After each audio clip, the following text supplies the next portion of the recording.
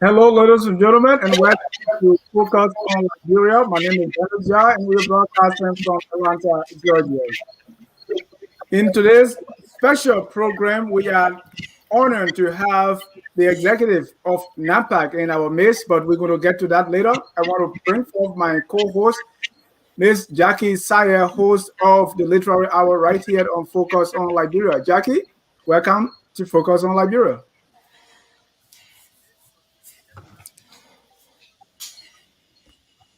Hello, Jackie. Yes. She's on mute. Welcome to our guest as well. Go ahead, Jackie. We didn't hear you. I didn't hear you. All right.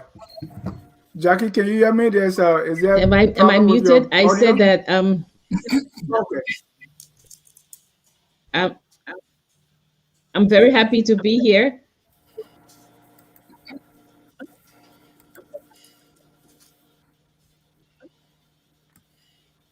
Jackie, you still talking? Can you hear me now? Okay, Yes. I can hear you.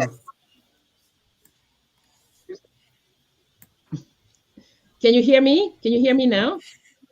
Go ahead. Okay, I sound very yes. At Focus on Liberia, we discuss everything Liberia, from education to politics, arts and culture, entertainment, agriculture, history, religion, family, and technology. Focus on Liberia uncovers and showcases the best of Liberia and shows the world the truth about Liberia. We educate, elevate, and promote all things Liberia. We conduct interviews, panel discussions, debates, and more. Tune in to Focus on Liberia on Facebook and YouTube and be a part of the stories that make up the news. Welcome back to Focus on Liberia. Again, we are here with our colleagues from NAPAC. That's the Nigerian American Public Affairs Committee. We're glad to have you all. I want to welcome Dr. Veronica Ofebun and Dr. Veronica, welcome to Focus on Liberia. Thank you, Dennis. We're very happy to be here. It's an honor. We look forward to our conversation with you and the whole team. Great. I also want to welcome Mr. Sigo Adeyina. He's right here with me in Atlanta, Georgia. Mr. Adeyina, welcome to Focus on Liberia. Thank you, Dennis. Thank you. And I know we're practicing social distancing. That's why you're there and I'm here. But definitely looking forward to the conversation. Great. Also welcome Madam VP, Mrs. Lara Okonubi. Welcome to Focus on Liberia. Thank you so much. It's a pleasure to be here. Great. And we have someone in the background who is going to be joining up. If when it gets sweeter and sweeter, maybe he will going to join the dance. And so we will not introduce him yet until that's Mr. Adimola Okusunya. Are you there? Thank you very much, my brother. The pleasure to meet your acquaintance. Great, thank you. And here at Focus on Liberia, where we educate, we elevate, and promote all things Liberia and Africa as a continent. In Africa, they say when the news is too good, it should be listened to by 2 ears. So I've invited Ms. Jackie Sayer as the other ear to listen to this good news. And so she's my co-host. She's a host of the Literary Hour right here on Focus on Liberia. Jackie, once again, welcome. So Okay, I'll try again. Can you hear me now? Great. Yeah. Okay, welcome. And thank you. Thank you for inviting me. Great. Let me go to Dr. Veronica to, first of all, let's go around the room to just say a little bit about yourself as a brief introduction. Okay, thank you again, Dennis, for having NAPAC here. NAPAC is an amazing organization. You'll be impressed at the end of our journey this morning with you. My name again is Dr. Veronica Ofebun. I am the chair of NAPAC California. What does NAPAC mean? Nigerian American Public Affairs Committee. and the California PAC. We are an organization that stands up to support the needs of our people. It starts from home and globally. And what do? I'm a professor adjunct at University of Massachusetts Online and Mills College. And I also am a executive director for a nonprofit in Berkeley, where we take care of underserved communities, population for early care and learning. I am very active in United Nations because equity is my passion, which is why I am doing what I do with NAPAC. I am very passionate about social justice. We are doing a lot to bring our people together and reach out collaboratively with Africans in California and across the world. I will definitely be covering a lot of what we are doing, so you'll get to know me more. I'm a mommy of 4 children, so that's probably the most important job that I do, and I love doing it. So again, I'll pass the baton to the next person, because if I have to talk about me, it's an hour. So let's move on. All right. So let's go to Madam VP. Thank you, Mr. Dennis. It's a pleasure to be here. I'm a member of the Executive Advisory Council for NAPAC, and this year NAPAC celebrates 10-year anniversary, which is very exciting for us because, of all the great work that NAPAC set out to do that we're accomplishing and yet to accomplish. Our executive director will speak more onto that. But I'm an entrepreneur. I'm also a mother of 4. But above all, I'm an avid advocate for women and youth in anything. Also, a big proponent of equitable access, particularly when it comes to women. So we'll get to hear a little bit more about that as the conversation goes on. Ms. Syed, it's a pleasure to be here with you as well. Thank you. Glad to have you. Great. And they say in Liberia, when we are cooking potatoes, the big potato go under. So we will now bring forth the executive director, the big potato, as they introduce himself. Well, Mr. Dennis, first of all, thank you for being very strategic in your introductions. I recognize that you had ladies go first, and that is the right thing to do, because if you didn't do that, we would be in trouble. But it definitely is a pleasure to be here on this platform, and we do appreciate what you're doing in terms of educating and informing our people. This is really what we have to do. We have to say our own stories. My name is Shegun Adeyina. I've been in the U.S. for over 30 years. Even though I might not look like it, just a little gray. I'm a father of 3, first and foremost. I know Madam VP and Dr. Veronica have 4, so I still have 1 more to catch up. And my profession, engineer and IT programmer, consultant, and an educator. I've been the executive director for the last 2 years, and prior to that, I was the president. I'm here also representing my president, Dr. Nelson Aluya, and standing on shoulders of people like Mr. Ademola Okunsoyan, who was the founding president.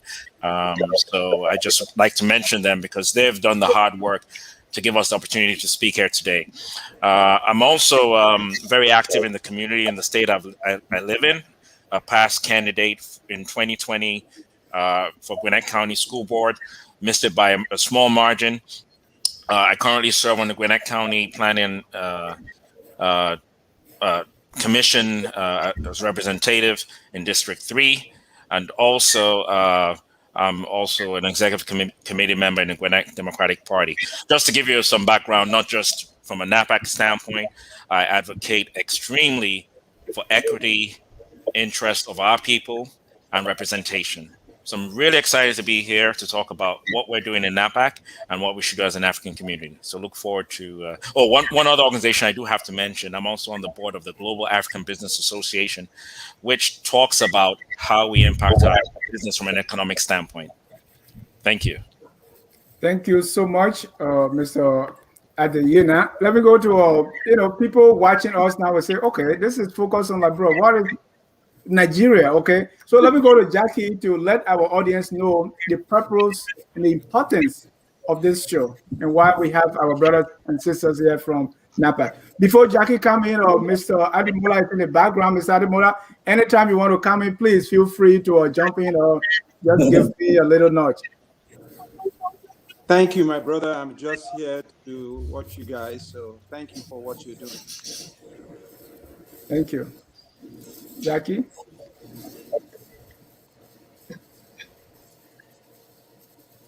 Well, Dennis, we know that Nigeria has the fastest growing economy in Africa. Can you hear me? Yes. Okay. It has the fastest growing economy in Africa.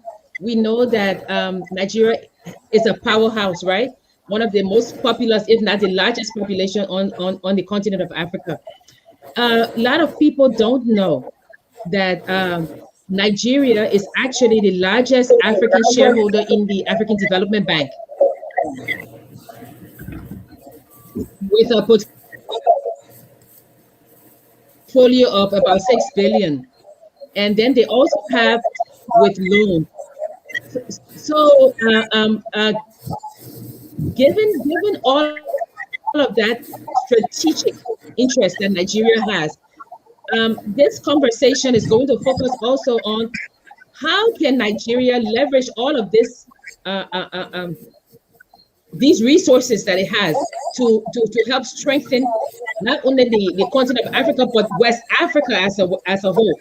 So I guess for me, I would say the first question, if there is a question, is that we know that a lot of the larger countries, right, take control when it comes to integration. You see Germany taking control in the EU and pushing things forward. So I guess my question then would be that it is not that we want a Nigerianization of West Africa, but one of the questions I would ask is, does our panelists feel that Nigeria has done its rightful role in West Africa, or do you think that more can be done in bringing regional integration pushed by Nigeria?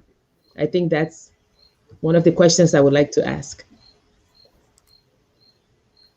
Thank you. Great question. So what we are going to be very informational about the role that NAPAC plays in all of this, given that you've clearly stated the fact, which is the fact that Nigeria is definitely playing a lot of leadership role across Africa, not just West. So I'm going to let Mr. Deyino come in with the strategy of what NAPAC is doing as an organization to support the progress of what's happening in Africa and here with our people. So, Mr. Deyino, if you would please give us the privilege of. Yeah, so in response to the question, first of all, thank you for the opportunity to speak about what NAPAC is doing. And in response to the question, I think the conversation is going to go around what we're doing in the US, just like when we look at some of the other immigrant communities, such as the Israelis, the Indians, the Cubans, how they influence policy and conversations in the US to help direct and change and educate us here as a community on how to contribute and nation build both at home and abroad. NAPAC, as you know, our primary focus is to empower Nigerian Americans here in the US through policy impact, education, health, and wellness, and advocating for ourselves. And you can see that through our programs, and we'll discuss more in detail on that. But one of the things I'd like to point out, one of the things we've embarked on, and not just having a voice and being able to tell our own story, but one of the things we embarked on as an organization over the last 10 years is to make sure that we have a seat at the table in the communities that we live in. And when we talk about seat at the table, it's not just being present where people say we're the most educated, or we as Africans have wealth and influence, but we really need to sit at the table like a number of immigrant Africans, such as Oye Walewa was recently elected as a congressman in DC, such as our sister Nikita Ricks, who is Liberian, was elected in Colorado as a state representative. These are things that are important to us, because when we have that voice at the table, we can now be able to engage people in our communities through our representatives, to have that conversation of some of the challenges we have, not just here, but also in our home countries. So this is the position NAPAC has taken over the last 10 years in making sure that representation is there. One of the platforms we have that I'd like to share, and I know we'll have more conversation, is one platform we call One Voice, where we engage the Congressional Black Caucus yearly and get more of our Africans as a community, such as the Ghana Diaspora PAC, such as the Congolese, such as the Ethiopian communities, to have that voice collectively. So the Black immigrants also bring a different perspective to some of the challenges that we have. So I'll stop on that note, and I'm sure Dr. Veronica or Madam VP will also contribute to the conversation. Thank you. Absolutely. Thank you, Mr. Deyino. I know that Ms. Sokunubi also has, our Madam VP has a perspective on how we are leading in the position to support what's going on in Nigeria as leaders of our community, a leading voice. So, Madam VP, would you mind chiming in, please? Unmute yourself, ma. Thank you. Yeah, thank you so much. Yes, thank you, Mr. Deyino. And thank you, our host, Dr. Veronica, thank you. You know, Martin Luther King said that if we are to have peace on earth, our loyalty has to transcend from our race, our tribe, our class, our nation, to a global view. So NAPAC is not just focused on Nigeria. I just want to make that clear. However, because we are here in the diaspora, we encounter many communities. But what we want to do is to leverage our experiences that we have here collectively to be able to empower people who are marginalized, like people in Nigeria, Liberia, Ghana, and all the other African countries. Because the people in those countries, they're not daft. It's lack of opportunity to be able to competitively to participate in so many things. So, and that is us stepping us to be one of the voices. In Nigeria, for example, NAPAC is feeding children who are, in dire poverty. And I don't know if anybody knows the data, but Nigeria is almost at the bottom list of food insecurity, which is a shame. And when you think about the effect of COVID, it's more likely to get worse. So we are doing that. We're also partnering with some other existing organizations that are proven, like Mama Money, to engage women, single women, widowed women, to engage them in training. We want to build human capacity. And these are things that we can share with our fellow West African neighbors and sisters and brothers. Why is this important? Because one of NAPAC's objectives is to be able to influence policies. By us stepping up to do this, we are able to connect with those members of committees here in the United States, whether it's Ways and Means and all of those economic committees in the White House, who have the capability to influence trade that affect Africa, where we can say, hey, you know what? Nigerians produce yam. We're asking you to mandate 10 tons of yam from Nigeria to be imported into the United States. Because what would that do? That would give the women and men that are producing those things, it will give them economic power. So these are areas where NAPAC, and I can talk more, but I'm not sure how much time we have. So, but we're starting with women because it is our belief that when you empower a woman, you empower a family. So NAPAC is non-discriminatory when it comes to our membership. We're non-discriminatory when it comes to the project we do. But we're starting from the bottom. We're starting with food insecurity. And that comes with empowering people in the capacity to engage in trade. And there's a whole lot more of different levels of transition for that. Thank you. Right. Let's talk a little bit about the history of NAPAC and how well you've been able to connect with other communities right here in the United States, even before we go to Nigeria. Do you mind if Mr. Okusonya chime in on that, because he's our founding president? Mr. Okusanya, do you have any? We are lucky to have this, okay, go. Sorry. If you don't mind me coming in just by audio, unfortunately I can't unmute my video at this point in time. But NAPAC started back in 2010. 2011. And he actually started out, he actually started out with a woman who is a Jewish American that was running for Congress at the time, Massey Winograd. I don't know if you all recall, back then, there was an open position. Jane Harman stepped down as a congresswoman, and Governor Brown was trying to fill that position. And so there were about 17 candidates at the time. And this lady, Massey Winograd, was just, she was a teacher at the time, joined the race to run. And our platform resonated with us because she was talking about peace in the Middle East, that's going to be one of the things she's going to be pushing through. So we got in touch with her and told her that we will be happy to support her candidacy, and so for a relatively short period of time, we were able to raise over $6,000 for her. And then we were able to also get some of our people that resides in her district. I believe that was about district. The district was 31 or 32. I don't recall right now, back in 2011. Anyway, so she didn't come. It was, I believe, Janet Han that came through as the successful candidate at the time. Janet Han was a household name. So that was a very, it will be an uphill battle for her.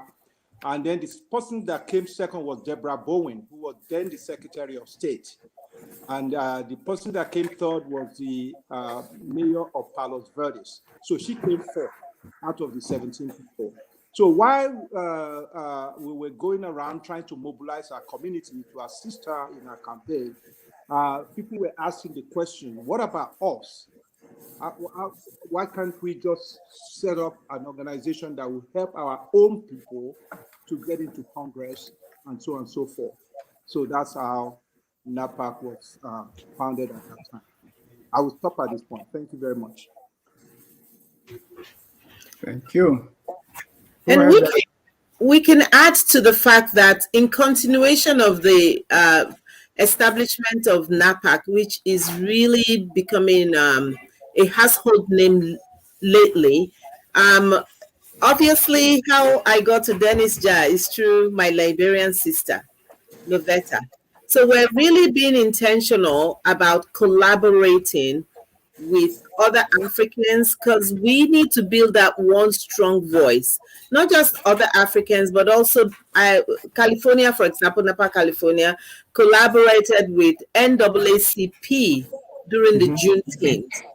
And we're intentionally really working with fellow Africans and African Americans because we all have to have that one big voice to shift the experiences we're getting locally and globally.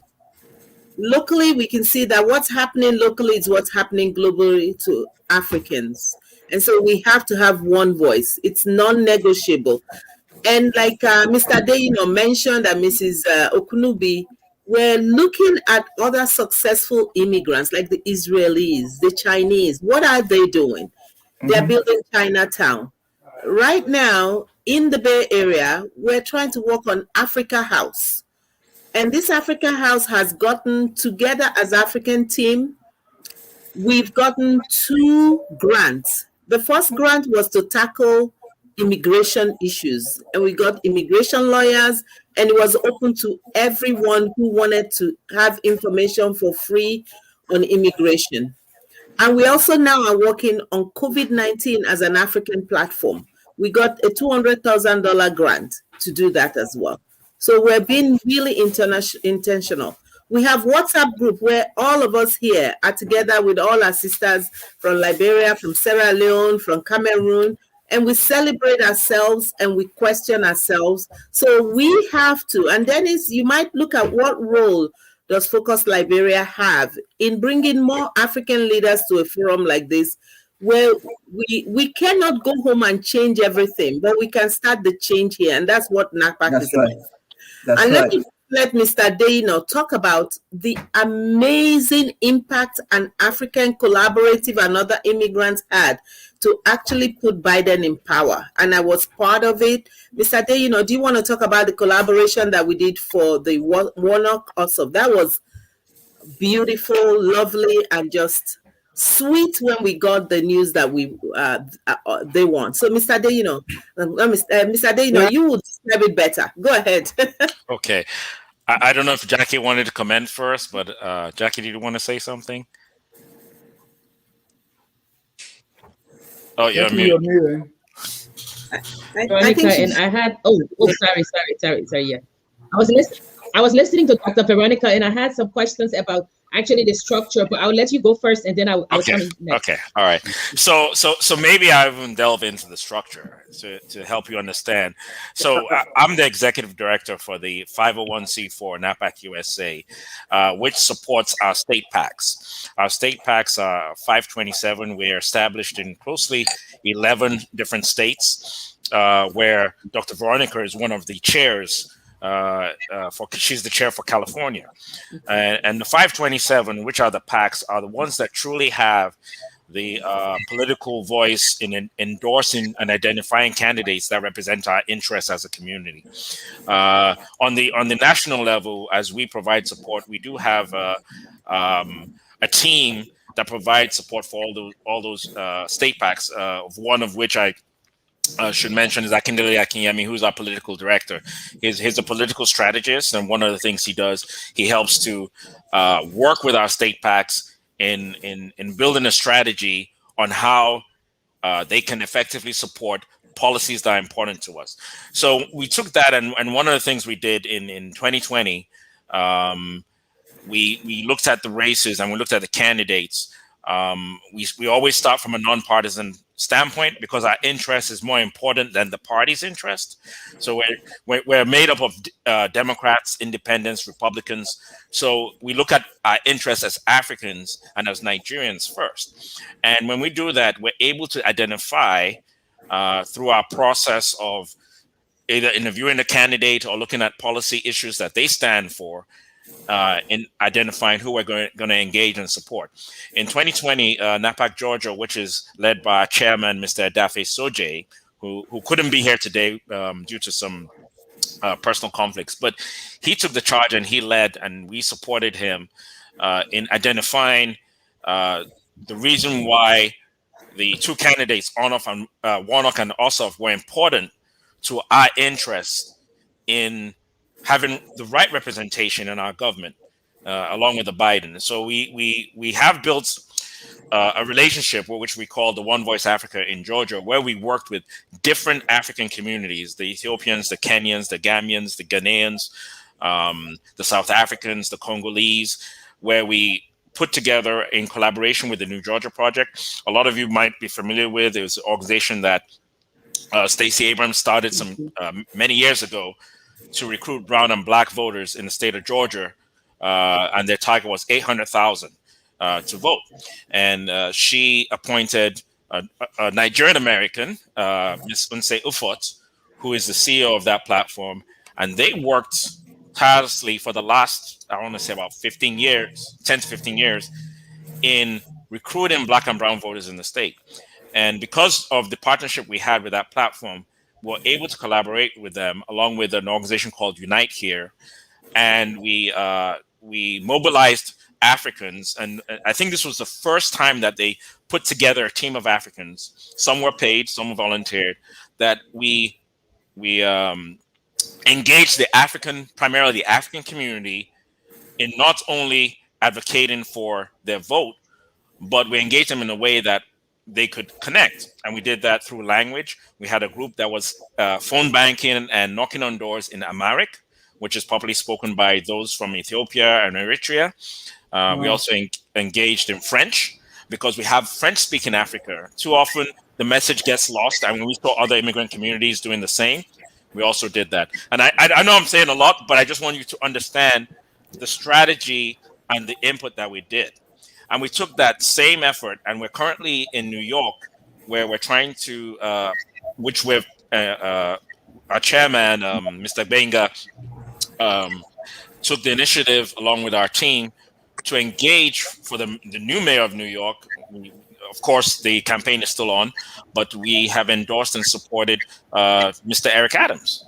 And again, is a strong commitment from the Nigerian community in partnership with the African community in making sure that happens to represent our interests. So I'll pause on that standpoint so we can take some more questions and have the conversation.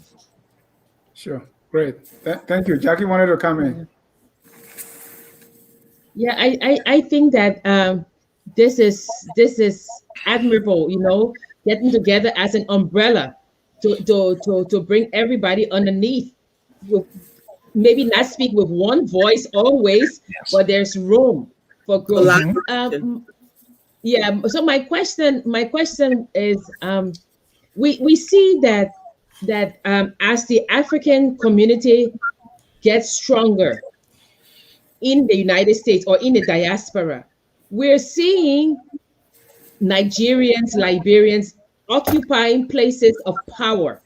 Like I just read that Enoch Ibong is heading the U.S. Trade and Development Delegation to the Zambian elections, and that's something that we can all be proud of. But as the African community grows, and as I say, it becomes more powerful in the United States or in the diaspora, and we're seeing one of our own or a lot of our own occupying very high positions.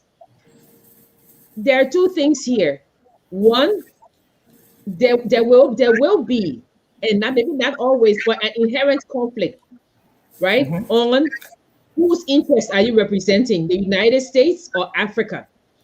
And then there's another conflict I see, and I think that one is for me much more personal, that every time any organization, any groupings of people, it doesn't have to be African, but any groupings of people, there is conflict between countries, conflict between people who belong to different countries, citizens, divided loyalties. I want you to address two things. One, what do you see as the role of Africans who occupy these powerful positions in the United States government or in government outside of Africa? And how would they represent these competing interests? And then the second one, personally for me, and I'm very interested in it, is how did you or have you not overcome the conflict that these different groups bring to your organization? How has NAPAC, right, become this umbrella that is able to embrace all of these competing interests and allegiances? Well, anybody can answer. Yeah, I just want to. Yeah, Madam Vicky, yeah. Do justice. Yes. And I'm happy to chime in after. Go ahead, Madam. Yes. First of all, thank you for that question. Those are really important questions. I'll take the first one. In terms of these people that we are empowering to be in the offices, like Mr. Adeyino said, we want to be at the table. We have not been at the table for a long time. So our preferences are not reflecting in the policies and things that happen. So we cannot blame anyone because we refuse to be at the table. Why did I say we refuse to be at the table? NAPAC is being engaged in avid campaign for literacy, civic literacy, economic education. And you still have a lot of people thinking that, things are just going to happen naturally. Even including the COVID vaccine. We have free COVID vaccine. We've been collaborating with the nurses.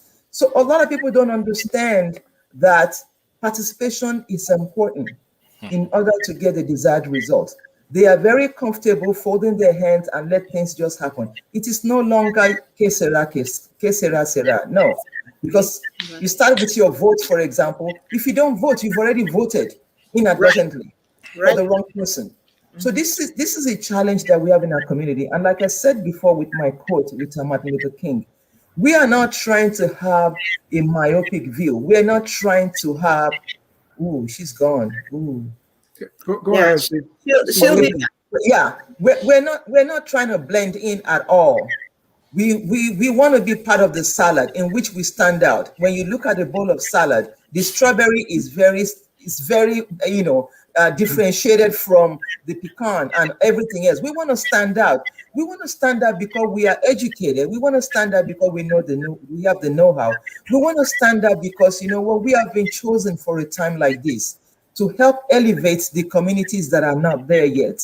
And those communities are not there yet, not because they are daft. Again, it's because of lack of opportunity. The world is very competitive. Nobody's going to give you charity. You have to be competitive in whatever you do. And that's what NAPAC is engaged in doing.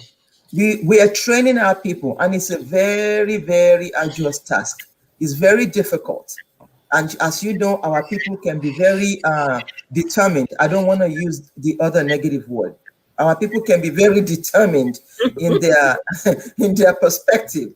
So unless there's a mindset shift to empowering, because for all of us, we must develop a world perspective. We have to be mainstream. We must develop a world perspective. It doesn't matter if Nigerian community have to advocate for an Indian. That's what we must do. It's about empowering the world. It's a global interest. But charity begins at home. We start with those people that we know what their challenges are and how we can help alleviate their challenges. In terms of conflict, every community has conflict, but we have a very strong leadership, starting from our founding chairman, Mr. Ademola Okusoya, our ex-president, Mr. Segun Adeyino, he was our ex-president, our current president, Mr. Aluya. Whenever conflict arises, we take it as a family affair and we try to nip it. We address it, not confrontationally, but by dialogue. We negotiate, what's working for you, what's not working for you, how do we establish a common ground? And so far, that's been working for all of us. That's where we are. And also, we take time in choosing our leaders, if I may add. We take time in choosing our leaders. It's not about what you know or the certificates that you have. It's about your personality and your willingness to focus on the greater mission beyond yourself. Thank you. So I just want to add that continue in the tone that Mr. Adeyino and Madam VP have already staged, is that the focus is on the issue that brings us together. There are higher level issues than the little issues. So there's been no time to deal with it, because the big umbrella, for example, that brought us together was Ossoff and Warnock at the Atlanta one. So the focus was on personal issues. It's like, this is life and death. So in a life and death issue in Africa right now. So what's like tomorrow, and I invite you guys to join because you can help from every spot, is we're coming together as an African team. For example, speaking from Uganda is Lydia Natolo, who's the VP of Ugandan community. And Amira is from Africa Moja, and she's from the Ethiopian region. And we have Dembra Vinson, who is a democratically elected official that will be on this platform tomorrow.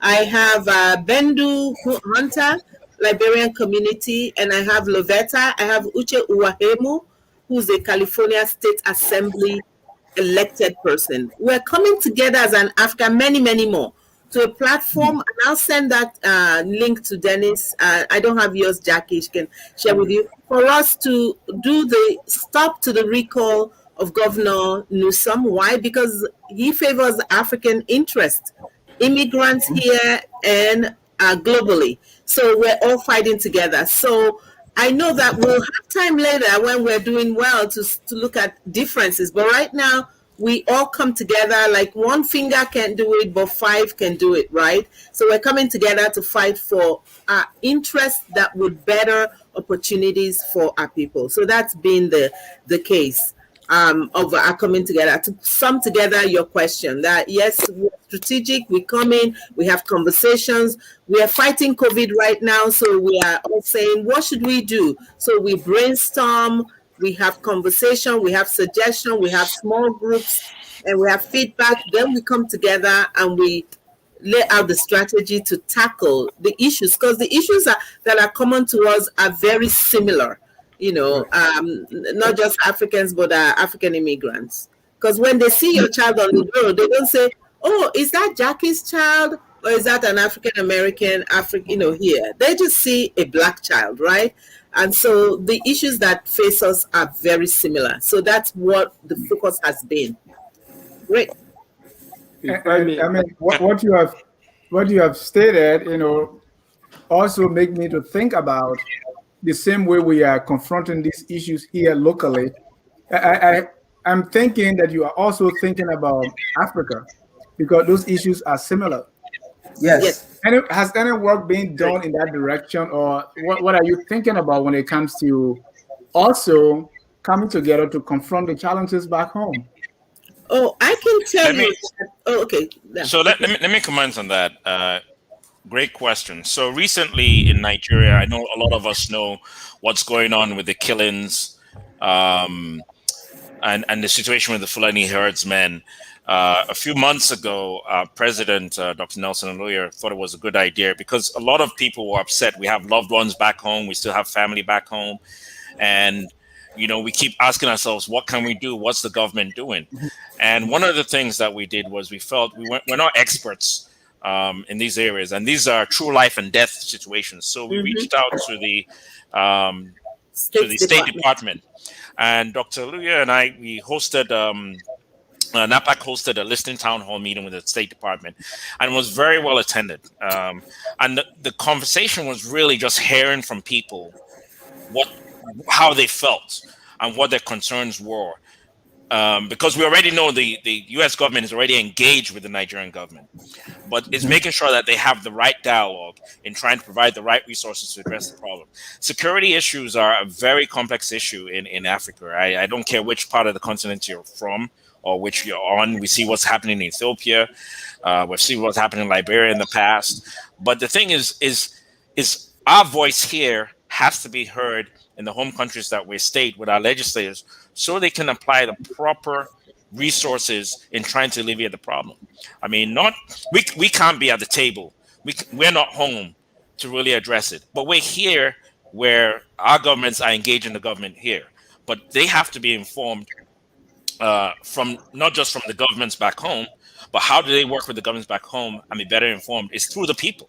Because we all have loved ones that are affected. One other example is working with Congresswoman Frederica Wilson of Florida. When the Chibok girls situation happened in Nigeria, kidnapping young women from school. They're there having an education, and they were kidnapped. She was the first person in Congress that stood up to challenge the fight in getting those girls rescued. And she did that, and she even got where every week she wore red in honor of those girls, making sure that it was a reminder to her Congress colleagues that this was an issue and it still needed to be addressed. And she did that. And she did that until every last girl was returned home. And she still wears red, telling you that the fight is not over. We do have a friend in Sheila Jackson Lee, who is Congresswoman in Texas, and she heads the Nigerian caucus in partnership with another Congress colleague, and she too is willing to hear what the challenges are in Nigeria, in Liberia, in Ethiopia, in Africa as a whole. So these are the things that we can do to influence a change in Africa, is by talking to our home country here, talking to our legislators on how to address the correct policies and resources to support us. Yeah, and in addition to that, when COVID first broke out, our president, Dr. Nelson Oluya, mobilized all of us. We donated money to send masks to Nigeria. before the Chinese started bringing masks into Nigeria. We did that. In addition to that, one of our members, Dr. Toyin Opesomi, who hosts Medical Mondays, she went home to prophylax a lot of people with her personal resources. And that is one of the focus that we have coming up, one of the projects that we have coming up, healthcare facilitation, which will be led by our president, Dr. Aluya. We have a group of medical doctors that will be going home. It's going to be an annual summit. Individuals have been doing medical mission. You know, as you know, Nigeria holds a significant percentage when it comes to those people who are in medicine. Nigeria is up there, you know, top 10 of graduates or medical doctors or people in medical field anyway. But we're trying to concentrate that effort in a way that packs a sucker punch, in a way that will matter. We're targeting youth, we're targeting children, you know, especially now. So you'll be invited if you want to come with us to Nigeria. You'll be invited. And Dr. Veronica is going to talk about another wonderful project about, you know, going home, taking people home. And before Dr. Veronica comes in, ECOMOG was a beautiful example of West African countries coming together. That's right. Sometimes, as we sit here, some of the issues happening back home in other countries, you can't even begin to imagine. But most of the time, it's each country for itself, right? Yes. Are we trying to work in that direction as well, so that when it's happening in Cameroon, when it's happening in Zimbabwe or somewhere else, South Africa, that we can do something, okay? Has there been any effort in that direction, or is that something that we're thinking about? Absolutely. Here in America, Dr. Veronica just described the collaborative effort that we are making with other nations. The ECOMOG back there, Nigeria has always lent its forces, has always lent its forces for peacekeeping. I remember that those soldiers, I mean, the Liberian refugees, they were housed in Oru, Ijebu Oru. I was there. Yeah, you were there? Okay. That's my husband. Right. Bravo. Yeah, they were housed there, and we used to be very close, and we supported Ghana, and then we started turning against each other. Nigeria must go, Ghana must go. But we are all here now with a different perspective, different experiences. And Dr. Veronica has expressly described how we are now connecting. Because you connect a certain dot, we connect a certain dot. At the end of the day, we want all the globe to be lit up. We want to be global focused, not just zero focused, because that's what happened to Rwanda when you start to think only about your myopic ethnic group. You know, the world is bigger than that. That is what NAPAC stands for. But when we are successful in influencing policy that affect Nigerians, we will hand over the blueprint to Jackie to do the same for Liberia, to do the same for Ghana, to do the same for, because the real truth is our children, they are not focused on any ethnic group. No. They are ethnic blind. They are all American. That's the way they see themselves. That's true. Yeah. So if we don't start to look in that direction and we're still going, okay, what can we do for Nigeria? Well, no, we're going to be lost. We're going to be completely disconnected. Mr. Okusanya always say, we need to share the baton. So, yeah, we need to share the baton with the youth so that they can see the pathway that we are creating for them in forming a global community. Yeah. One of my children, just not to be too personal, but one of my children started a gospel committee when she was in high school. She was the only Black in the gospel committee. Everybody else was Asian. Imagine that. So she doesn't know that she's not Asian. She just sees her friends. So that's where we need to think globally. We need to have an international perspective. Thank you. And actually, I want to add to the fact that we actually have gone global on this, meaning reaching Africa on what we're doing.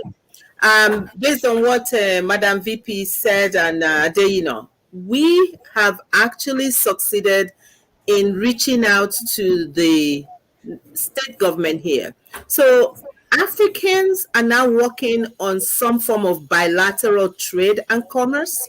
So this is not just doing local now, and with the State Department, on a pilot, of which Nigeria is one of the African countries. So we actually have not just done local, but we have crossed over to something that's actually in the works for a bilateral trade between America and 5 African countries. And it's a pilot. So once we test it out, then it will be replicated to the other African countries. So in answer to your questions, are we doing something that going beyond just doing something here to sensitize what's happening at home, apart from the food insecurity, where we actually go home and feed children in underserved population? We not only feed them, they do some education, we do book giveaway, we talk with them, we work with the school, we ask them what other support they need. And I know for sure that my Liberian sisters are doing that, because they have containers that go home to Liberia with resources and so on.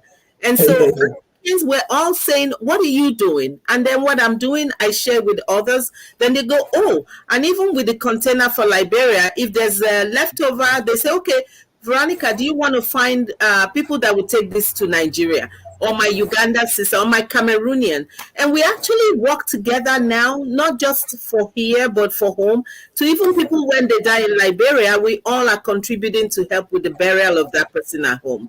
If it's Cameroon, Ghana, so the community is we're no longer working as in a cycle, in a silo. So it's now, we're seeing Africa as the village that they think we are. We're really doing that. And I think I want to encourage Jackie and Dennis to just maybe find more ways, since you have the large voice, the reach, for us to really start being structural and strategic about this collaboration with fellow Africans. Because guess what? I use this example a lot.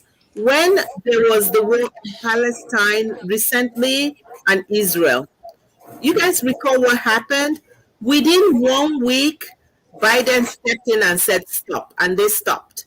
And then guess what? Within a few days, United Nations gave them millions of dollars to go and repair the damage that was done. But in West Africa, there's been genocide in all of those countries. And they haven't had 1 week that they came in and said stop and then send aid. So the goal is for NAPAC and all this collaboration is for us to have enough strength and enough reach and being at the table, like Madam VP said, so that we can help move our country forward, our countries forward. And like Jackie asked, we won't even have time to have differences because we have a war to kill. So the focus will be on how do we kill that war with the strength that we leverage. So we must have more people like Mr. Deino to get in power here. And that's the goal of NAPAC, to strengthen Africans and African Americans in a collaborative approach. Yeah, and if I may just add a little bit, Dr. Veronica mentioned the Israeli and the Chinese. There are models that already work. The Israeli, the Chinese, the Lebanese, and Indians, they have a module that already works. We just need to figure it out and see how we can replicate that for our community. Because you see, help is relative. We want to help. But if we don't understand the depth of the structure, what really does this community need? Information, being able to decipher information is one thing that I don't know how we're going to get it done, but we got to figure out a way to get it done. WhatsApp is a mess. Our people send all kinds of rubbish through WhatsApp, things that don't go anywhere. How do we because for COVID is really important.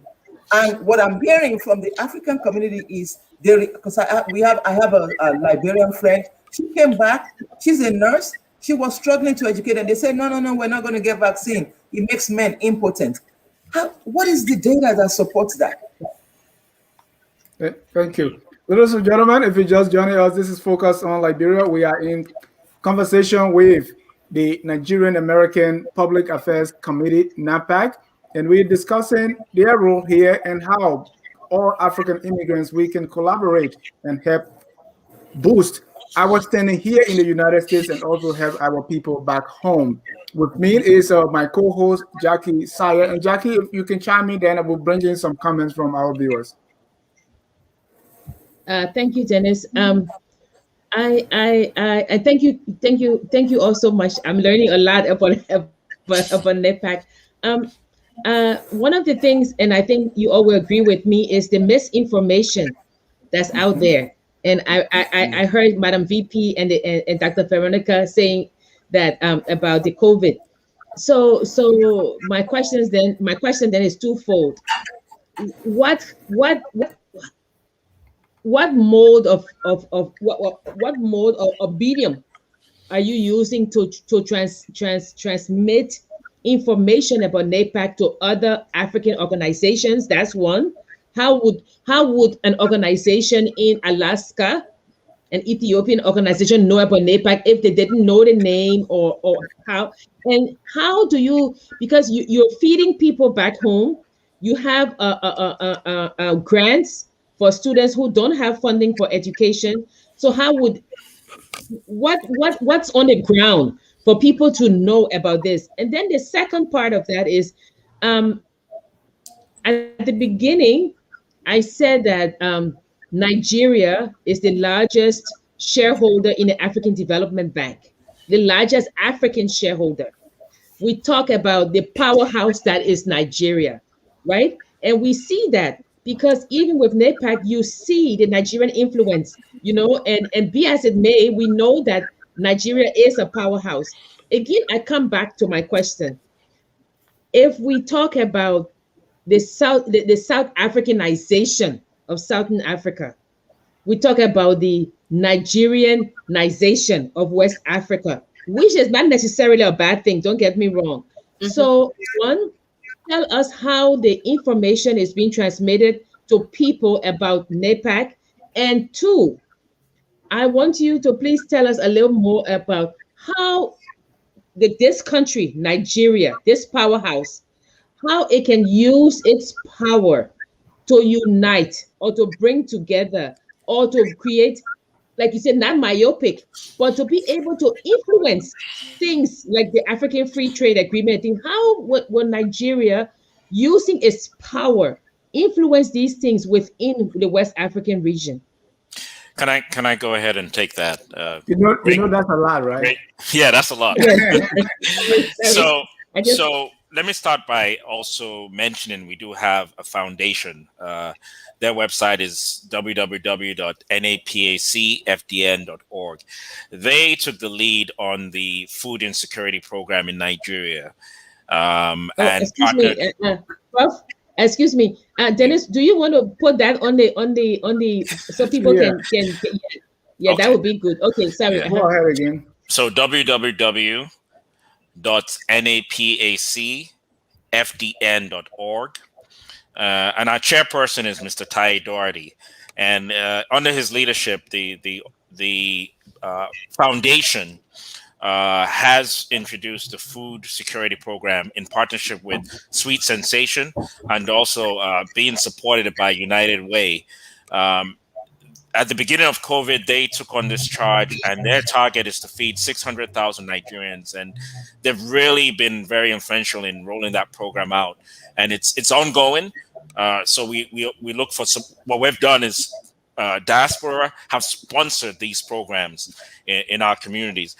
So that's been one way, and then they also embarked on giving scholarships to Nigerian Americans here in the U.S. who have excelled in high school, and this year they gave I think it was over $20,000 in scholarships to make sure that our students and our second, third generation have the opportunities based on their performance in high school to continue their studies. We have to learn how to empower ourselves in our communities and do a lot of philanthropic work. It takes a village to raise a child, and that's the perspective we've taken. One other thing that we've done, and I think has been very strategic, and I know Mrs. Okunobi will speak some more on it, is we've also partnered with the Nigerian Diaspora Commission in Nigeria, which is the CEO is Mrs. Honorable Mrs. Abike Dabiri, who is a past Congress representative in Nigeria. But NIDCOM, just like the India Diaspora Ministry, is the goal of that institution is to be the one-stop shop to get diasporans like myself and you to nation build and contribute their expertise and their skills and their knowledge back home where we're being challenged. And now the competition that we had before used to be the colonial days, but now we have a new competition where the Chinese are coming in and providing the resources and the expertise and knowledge, but at the same time our people are still suffering. So we have to work with the institutions in our countries that we come from to be able to empower those of us out here in the diaspora to partner with those back home and make sure we channel the right resources. One of the things that Nigeria's been well known for, which I'm sure Liberia too, is how much the diasporans send money back home. But how is that money being utilized back home?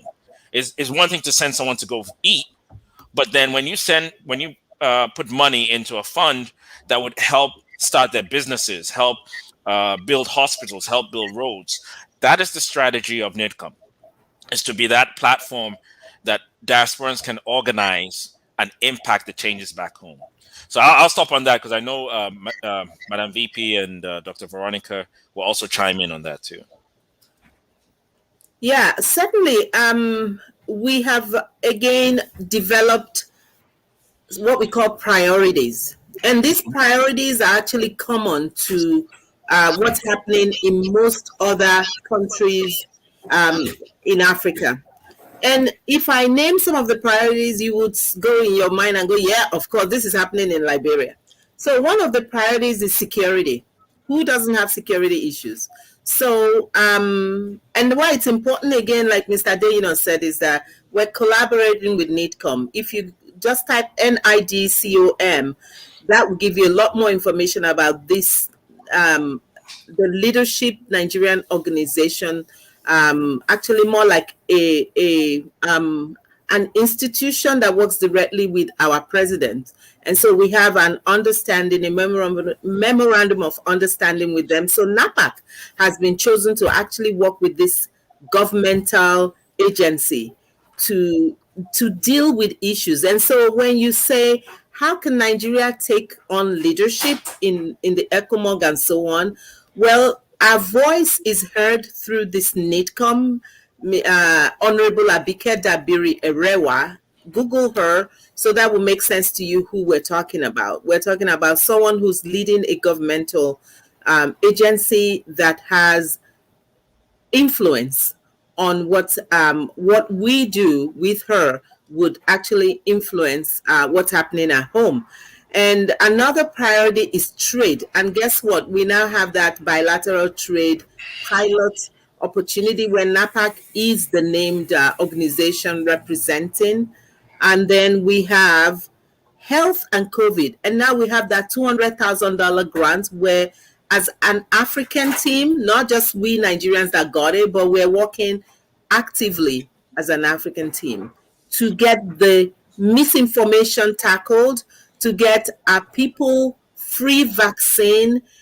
We even have incentives. We're going to be giving money to you if you get the vaccine as an African. So how are we reaching them? Every possible mode, by personal relationship, by work, by TV, by WhatsApp, because they're all on WhatsApp now, by social media through our second generation who can reach you through TikTok, whatever. We're using every mode, through church groups, through community organization, through local organization, just about every possibility. And thank goodness we're able to get that $200,000 grant as a group. Another priority is corruption money. And I bet you're all going, yeah. So every African leader, and I'm sorry to say, not just African, it's global. So we're tackling that, and we're dealing with this NIDCOM that we're telling you about. Election monitoring. You just said that Ubong was. So we're tackling what's so commonality, and then diaspora issues. You know, where we want to be, for example, in Nigeria, be able to vote, and that's on the table. in Nigeria so that we can vote and make a difference. And IT and security, who doesn't have that, right? So the number 8 priority is strategy, being strategic. Like, this is a strategic opportunity. I think I want to invite Dennis, Ja, and Jackie to also, maybe the next level is to talk to this COVID-19 platform. And then we could delve deeper on where we are with the fight for COVID in our community, dealing with misinformation, assumptions, and all that. So that could be a good platform to reach also more Africans, both locally here and globally, to just all of us work together to tackle issues that are common to us. So there's a lot. It's work that NAPAC is taking on, and we're very pleased that NAPAC is impacting our community. Thank you. And definitely, we're open to that. This is just the beginning. And that's why this is just the introduction. We should be doing more. Let me bring in a few of our viewers' comments. Before you do that, one of the next step may be that you're changing your name from FOL to FOLN. How about that for collaboration? We don't need to reinvent the wheel. We can't reinvent the wheel. We're very open. So our people are watching. Hamilton Zilli says interesting conversation. Larry, I want you to respond to Larry. Got 3 questions. He said, does NAPAC include the Hausa Fulani? They are Nigerians. Yes. Also saying, are the Hausa Fulani also represented in NAPAC? Yes. And not only that, are the Black diasporans, who include Caribbean Americans and African Americans, allowed to join NAPAC? Absolutely. Mr. Adeno would tackle that. So NAPAC is a U.S.-based organization. We're registered in the United States, and as a PAC, we have to include everyone in the community, and everyone in the community includes you, we're not just talking it's exclusive just to Black immigrants, but it's inclusive of the communities that we live in. So we do have members who are non-Nigerian. We do have members who represent the diverse cultures of Nigeria. So whether it's Hausa, Fulani, Edo, Ijaw, we do have members from all backgrounds. The most important thing is we focus on our issues. So as far as representation is concerned, it is an organization just like any organization in the U.S. That's inclusive. But our focus is addressing the issues and having representation at the table. And very well. Representation, someone is saying, come to Brazil. Yeah. Well, if they share their contact, we'll reach out to them. Because you know what? Yeah. We actually had a group reach out to us from Canada, and we were in a conversation where we shared with them our experience as a 10-year-old organization and how they can organize in their community. Of course, where as NAPAC, we're restricted to just the United States because that's where we reside, but they can create the same organization in Brazil, in Canada, and more importantly, what we have encouraged, in our efforts in working on a One Voice Africa platform, the Ghana Diaspora PAC was created, and they're taking a lead around the country right now, doing some of the same work. And I hope we have, from this discussion, we have some Liberians step up and say, hey, we're going to form a Liberian PAC. It doesn't make it exclusive just to Liberians, but it makes it focus on some of the issues that are being challenged in Liberia, to have that representation here in the U.S., to have a dialogue about how can we get these resources to highlight some of the challenges Liberia is having. And that's what we advocate and push for, is even though we might have our individual challenges, we still are collective, because we're a big part of the Black immigrant community and the Black community too. And the one thing is, you have to be very clear on your direction, because you know what, you form an organization, you have an idea or a goal, but sometimes somehow people get lost chasing cloud, you know.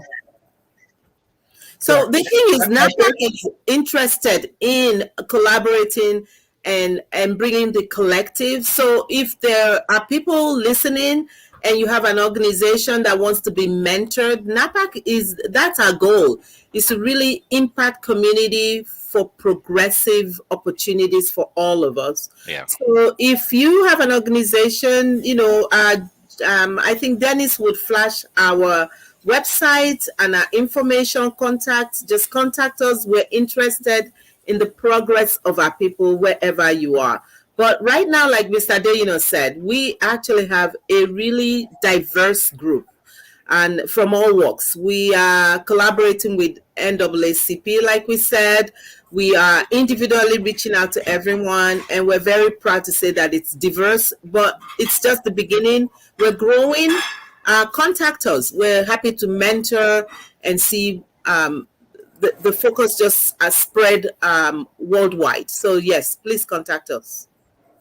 Great. And Von Power is asking, NAPAC would be wise to collaborate with the AME Church and African American Institute. So yes, thanks Vaughn, for that information. We are working in our communities with churches. We will reach out to the African American Institute. I mean, we're extremely open to collaborations, because that's what's going to make the difference, to have that stronger voice. During I know in Georgia we had a spate of Black injustice, and the Black Lives Matter is one that is very important to our community, because there have been not just African Americans but African immigrants who have been impacted by equity issues when it comes to the judicial system, and have died. I mean, in Georgia alone, I can name 5 different African immigrant countries that they had individuals that were killed in that space. But we have to have those conversations and talk about how can we turn these situations into an opportunity to educate each other and make sure that we're all at the table. So, like Dr. Ofegbuna mentioned, we are in constant contact with the NAACP, because we understand their role, what their role has been, and the doors they've opened up for us to be here in this country, the sacrifices that they've made. So we continuously look for collaborations, because we believe that's the way forward. Yeah, and if I may just add to that. Just 1 second. Let me bring in one question. Maybe it will also give you that idea. Hamilton said, does NAPAC have any political affiliation back home in Nigeria? If not, how do you deal with issues like general elections and party politics? No, we're not dealing with that. We're not political, but we are communal. Like, what's happening to our community is our biggest goal. We're not politically affiliated to any, but we're very interested in the affairs of our people. And we're not an organization that's complaining about what's going on in Nigeria. We're actually looking more as what can we contribute, what can we tackle? Because everybody is doing enough work of complaining. So NAPAC is a very proactive, like our Madam VP says, I love her expression, be informed, be involved. We're always like, action, action, action. We're feeding children, we're doing medical missions, we're sending containers home of materials, and everything is not for profit. We're giving them out. We don't go and sell anything. Everything we collect, we give out. So if you're interested in supporting the work of NAPAC, just go to our website and click on connect or click on membership, whichever way. We're happy to work with you on any resource. Well, no, we're not partisan at all. We're completely communal, community-based. Yeah, and all the politics that NAPAC engages in is local. Politics are local. We engage in politics here in the United States. We already have 7 homes where we're influencing. And just 2 months ago, we were successful with a 22-year-old in Grand Prairie, Texas, Junior Ezionu, who became, for the first time, a 22-year-old Nigerian who became a councilman. You know, we also have Oyo Wolewa in DC, who also became House of Rep. 30 years old. Yeah, 20 years, 22, yeah. So anyway, to sum that up is you cannot, again, like I said, be very clear on your direction. If you go off on a tangent, you'll be nowhere. We cannot be everything to everybody. We're trying to streamline. The whole purpose of NAPAC is to influence policies that affect our community. And we're doing that through civic education. And I have to tell you the truth, Vaughn, based on the question you asked, the churches are a challenge, especially African churches. They still think that they're completely separated from anything political. We're not telling you to vote for A or vote for B, but you have a concentration of Africans in your community. You must educate them to get out to vote. Who they vote for is their own prerogative, but churches must be involved. Thank you. Thank you so much. That's another topic that we even going to start, what the churches are doing. Yeah. And just to quickly add to that, churches, mosques, places of worship, because as you know, we have a large community of Muslims in Nigeria too.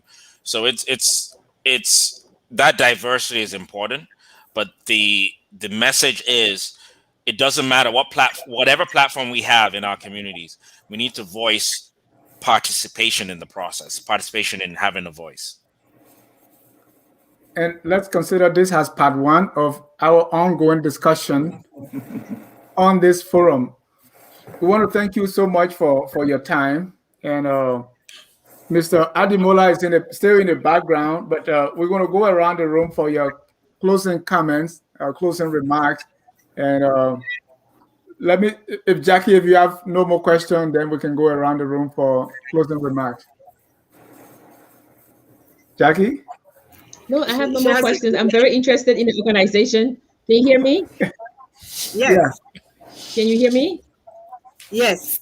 Yeah. So I'm very, very interested in the conversation and in the organization. I as you said, Dennis, it's another a broadcast because I would like to bring in the specter of politics, because politics cuts across everything. If you take a container to the port in Nigeria, and then you find out that the container fees have gone up, that's political, but we can talk about it another time. But thank you so much. I've learned a lot, and I'm going to go on the website and read more and see how I can become a member. So thank you. Thank you. And we must recognize Charlie has been answering a lot of the questions there and interacting with our viewers. So Charlie, thank you for the answers you provided. Excellent. So let's go around the room for your closing comment. We enjoyed this, and I can't even believe that an hour, 20 minutes have gone by so quickly. Let's start with Mr. Ademola. If you want to be on camera now, we can, or if you want to say that or talk from the background, you're also welcome. Let's get your closing comment. Oh. Unmute yourself, sir. No, he's not in the broadcast. That's why. Oh, okay. Okay, here he is. Okay, we see him. Can I get back on the broadcast? You're on. You're on. And we can see you too. Oh, I'm still in my sweatsuit. That's okay. You look great. This has just been wonderful. Oh, God bless you for what you're doing. It just gladdens my heart when Hello, glasses in. Yeah, it just gladdens my heart when Africans come together. You know, it really, really gladdens my heart. You know, because if you recall what Nkrumah said years ago, he said, "Until all Africans are free, no single African man is free. Our destiny is all intertwined. We must all come together." Like Madam VP always say, we pack a soccer punch, you know, where we all come together like that. So I just want to leave this. I'm not sure if this is the appropriate platform. I just want to leave this that we must make a difference in this recall election in California. I'm not sure how many of us are here in California. I don't know, like correctly stated, we are non-partisan.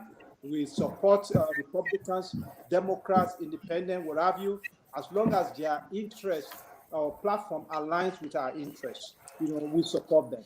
And I really truly believe that this recall election is a do or die for this country. because like California is a pace setter for this country.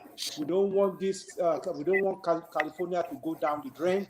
We must keep it up. So I want to seize this opportunity to wake up all Africans everywhere in California, even all over the country. Because if you can't vote, you can still do telephone banking. You can do make donations. So please, testing out. So please, it's very, very important. This election is crucial. Thank you very much. God bless you. Thank you so much, Madam VP. Thank you. Well, in closing, I would say that for all of us, we must not lose sight of the importance of capacity building for our community, whether it's with the information, technology, economy, whatever it is, we must not lose sight of that. So I would say be informed, be involved, join NAPAC, you will thrive. Thank you. Dr. Veronica? So thank you for this opportunity. And like we said, this is the beginning of our journey. So when we're doing things now, I'll be thinking of Focus on Liberia as a big voice to get word out to Africa and to those who care about Africa. That's how I'll summarize our need to have a collective and a big voice. I want to remind you, Mr. Dennis Jai, if there's a way to get our information out to everyone about tomorrow, we're coming together with our elected officials in California. You can be anywhere to test bank and phone bank on why we need to keep Governor Newsom in California for the interest of African immigrants and African Americans, because they represent our interest. And so we need to come together tomorrow from 5 p.m. to 6 p.m. Pacific Standard Time on this platform. I'll send the link to you so you can help us post it. Please, everybody join. We must save ourselves by doing that. Let me quote Dr. Aluya. He's a man, our president, and he always has those words of wisdom. They are, the words of wisdom in Africa says is a few words, but it grows. So here's one. He says, those who must lead must first be able to rule over their emotions and weaknesses. And so Jackie's concern was, how do we get over all those little things? Well, first we must tackle our emotions and weaknesses, and NAPAC is doing a fine job of that in its leadership. And another quote from Dr. Nelson Aluya is, let us who care the most intentionally transform our civilization for better by the willful critical mass of coherent, enlightened minds, like all of you on this platform and all of you who are listening. We're enlightened because we want to learn. And as we learn, we can be intentional about decision making and impact our community positively versus complaining. Complaining leads nowhere.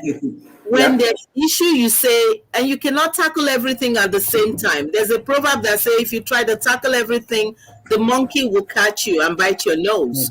So and then we can take bites, but every bite makes a difference because every drop of water makes a mighty ocean. So I look forward to the next opportunity to talk about African issues on Focus on Liberia. And thank you, everybody, for being here. Thank you so much. And a similar proverb say, if you burn 3 rats at the same time, one of them tail will get burned. The tail is the sweetest part of the rat, so you don't want to do that. One at a time. That's right. Mr. Adeyina? Oh, I think everything has been said. The last thing I would just like to remind people, www.napacusa.org. It's very important to connect with us so we can all work together to make a change in our communities that we live in. I thank you for putting on and inviting us to your platform. I think it's very important that people support your platform. I saw your Cash App information, and we'll be Cash Apping as soon as we drop this call, because it's because of this platform we're able to amplify our voices. So we need people to continue to support this platform. One last thing, and I think this is a very important question because there's going to be a decision on if I come back on this this show. So, what jollof rice do you like the best? There's always been this jollof rice competition. I like it. I love that. So that's set the stage for the next show. I love that, Mr. Dano. In fact, Mr. Dennis and Jackie, you need to host a jollof rice runoff competition on Focus on Liberia. All right. We'll take that into advisement. Thank you so much. I want to thank you. I appreciate all of you for coming. Again, this is the beginning of more and more things to happen. I want to thank our viewers for also watching, and even those who will watch later. On top of the hour at 3 o'clock, we'll be having another show called On Our Business and Economic Forum. It's all about money. So, Jackie, please close us. Can I give a shout out to Lovetta Tube? Lovetta, I bet you're listening. Love you, Mama. We have a lot to do. Thank you. Great job. Thank you, Lovetta, and thank you for the connection. Jackie? Yeah, we want to say thank you to all of you for coming. You know, I mean, I never knew about NAPAC, but I've been reading about it, and like I said, I'm just glad that now I know of it. I want to thank you for all that you're doing for Nigeria and for Africa as a whole, and for people within the United States and other parts of the world. I always say that on our show that when you're driving and the police pulls you over, he's not going to ask you which part of Africa you're from. I mean, a bad policeman, not all policemen, but a bad policeman sees a black person. They don't see, Nigerian or Liberian, you know. So our interests, our safety and security are paramount. And I want to thank you all for keeping that in mind as you move the organization forward. And I urge everybody to go to the organization, read about it, see the good work they are doing, you know, and become a part of it. Thank you all for coming. And Dennis, I would say that you gave the final word, but I would say thank you to all of them.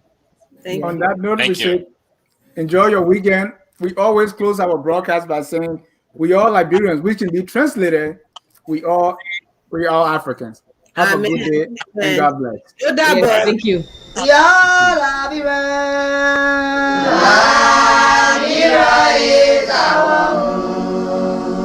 Liberia people,